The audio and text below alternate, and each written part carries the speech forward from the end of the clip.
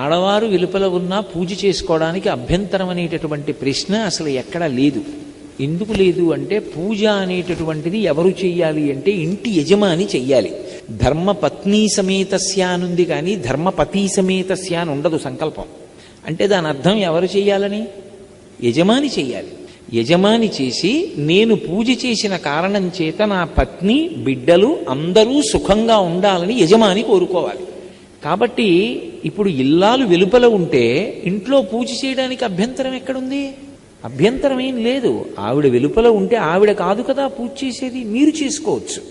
ఒకవేళ ఆవిడ వెలుపల ఉందండి, పిల్లలు చిన్నవాళ్ళు, వాళ్ళ బాగోగులు చూడాలి, వాళ్ళకి వేళకి పలహారం పెట్టాలి, ఏదో పాలు కాచివ్వాలి, అటు అది ఇది కూడా కష్టం అనుకుంటే లఘువు చేసుకోండి.